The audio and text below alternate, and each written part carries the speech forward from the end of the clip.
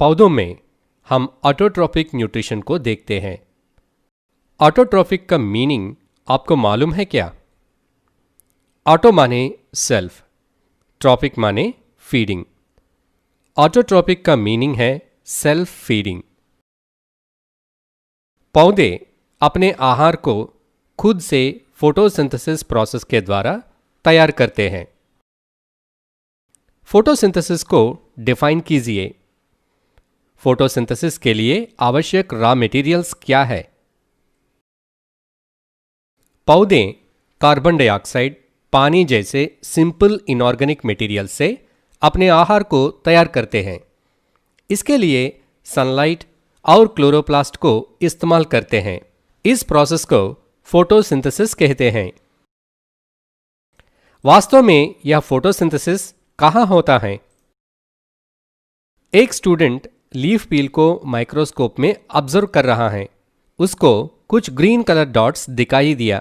उनको क्या कहते हैं? वे क्यों ग्रीन कलर में रहते हैं? हम एक लीफ का क्रॉस सेक्शन को माइक्रोस्कोप में देखते तो कुछ ग्रीन कलर डॉट्स दिखाई देते हैं। ये क्लोरोप्लास्ट हैं। इनके अंदर फोटोसिंथेसिस प्रोसेस होता है। क्लोरोप्लास्ट्स ग्रीन कलर में रहने का कारण है उनमें क्लोरोफिल नामक ग्रीन पिगमेंट रहना। पौधे फोटोसिंथेसिस को आवश्यक रॉ मटेरियल्स को कैसे पाते हैं? पत्रों को पीछे की तरफ रहने वाले स्टोमाटा नामक छोटे छोटे होल्स के द्वारा कार्बन डाइऑक्साइड पौधों के अंदर प्रवेश करती हैं। पौधे पानी को रूट्स की सहायता से सॉइल से ग्रहण करते हैं। पत्रों पर धूप पड़ने पर सनलाइट सीधा क्लोरोप्लास्ट तक पहुंचती है। स्टोमाटा माने क्या है? वे पौधों को कैसे मदद करते हैं? पत्तों को पीछे की तरफ रहने वाले स्टोमाटा नामक छोटे छोटे होल्स के द्वारा कार्बन डाइऑक्साइड पौधों के अंदर प्रवेश करती है। स्टोमाटा ट्रांसपिरेशन में भी मदद करते हैं। स्टोमाटा क्यों कभी कभी खुला और कभी कभी बंद रहते हैं? पत्रों के सरफेस पर रहने वाले छोटे छोटे पोर्स को स्टोमाटा कहते हैं।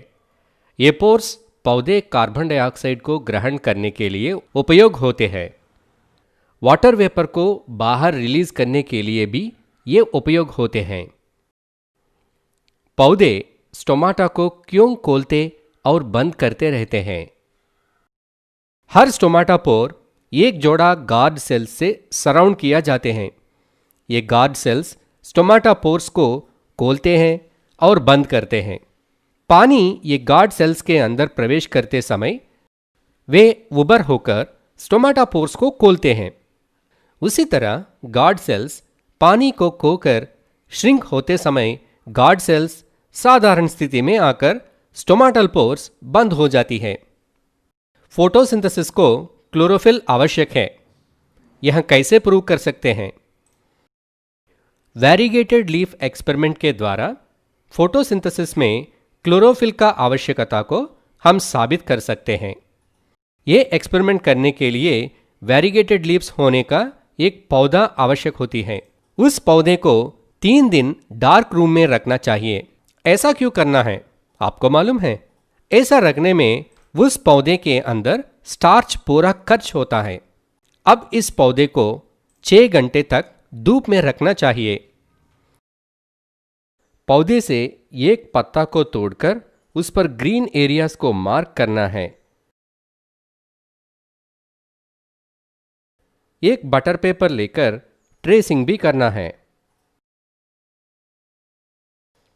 उस पत्ते को बॉइलिंग वाटर में कुछ मिनट रखना है।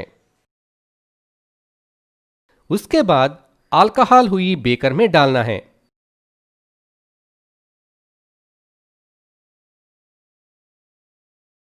इस बीकर को वाटर बाथ में रखकर बॉईल करना है। वह पत्ता रंग खो जाता है। अल्कोहल ग्रीन कलर में बदलना हम ऑब्जर्व कर सकते हैं। उस पत्ते को बाहर निकलकर आयोडीन सॉल्यूशन में कुछ मिनट डिप करना है। बाहर निकलकर पानी से धोना है। नीला रंग में बदलने के भाग को ट्रेसिंग पेपर से कंपेयर करके देखिए। पत्ते के सिर्फ ग्रीन कलर एरियाज में स्टार्च तैयार हुआ। इससे हम बता सकते हैं कि फोटोसिंथेसिस के लिए क्लोरोफिल आवश्यक है। फोटोसिंथेसिस को कार्बन डाइऑक्साइड भी आवश्यक है। ये बात हम कैसे साबित कर सकते हैं? फोटोसिंथेसिस के कार्बन डाइऑक्साइड बहुत आवश्यक है। ये जानने के लिए एक एक्सपेरिमेंट लिखिए। एक सिंपल एक्सपेरिमेंट करके हम मालूम कर सकते हैं कि फोटोसिंथेसिस को कार्बन डाइऑक्साइड कितना आवश्यक है। ये एक्सपेरिमेंट को 2 हेल्दी पॉटेड प्लांट्स चाहिए। उनको डिस्चार्ज करने के लिए 3 दिन तक डार्क रूम में रखना चाहिए। इन पौधों को ग्लास प्लेट्स या स्मूथ स्टाइल पर ही रखिए। एक वॉच ग्लास में पोटेशियम हाइड्रोक्साइड लेकर एक पौधे के बगले में रखना है। 2 प्लांट्स को 2 बेल जार से कवर करना है। पौधों को ग्लास प्लेट्स के ऊपर क्यूम रखना है। क्योंकि हम पौधों को एयर टाइट वातावरण में रखना चाहते हैं, इसलिए ग्लास प्लेट्स हैं तो बेल जार रखते तो हवा अंदर नहीं घुस जाती। फिर भी थोड़ी हवा एडजस्ट के द्वारा अंदर घुस जाती है ना।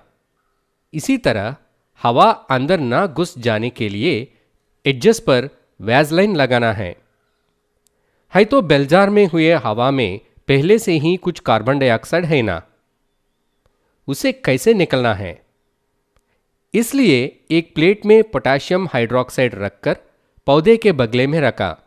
वह पोटेशियम हाइड्रोक्साइड हवा में रहने वाली कार्बन डाइऑक्साइड को लेती है। अब हमारा सेटअप तैयार हुआ। एक पौधा कार्बन डाइऑक्साइड के बिना, एक पौधा कार्बन डाइऑक्साइड से। अब ये सेटअप को सनलाइट में 2 घंटे तक रखना है।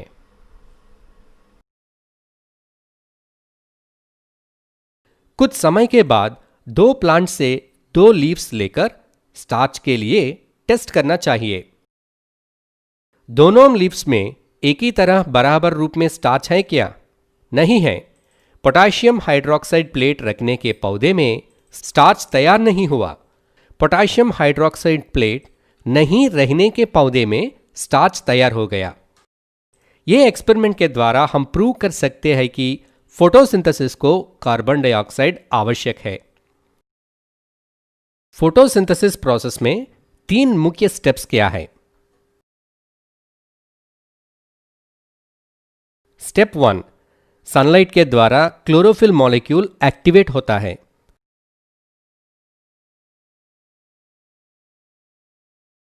Step 2, activated chlorophyll water molecule को हाइड्रोजन और ऑक्सीजन की तरह सेपरेट करता है।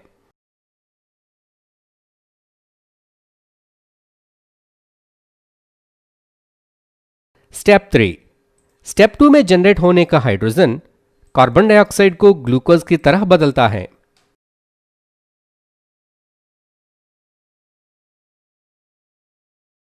ये पूरे स्टेप्स एक के बाद एक तुरंत नहीं होते, क्योंकि कुछ पौधे रात के समय में कार्बन डाइऑक्साइड को लेते हैं। प्लांट्स को अपना शरीर को बिल्डअप करने के लिए नाइट्रोजन आवश्यक होती है। प्लांट्स नाइट्रोजन को सॉइल से नाइट्रेट्स और नाइट्रेट्स के रूप में पाते हैं। सॉइल में हुए बैक्टीरिया एटमॉस्फेरिक नाइट्रोजन को नाइट्राइट्स और नाइट्रेट्स की तरह बदलते हैं। ये हैं ऑटोट्रॉफिक न्यूट्रिशन की इंपॉर्टेंट पॉइंट्स और इंपॉर्टेंट क्वेश्चंस।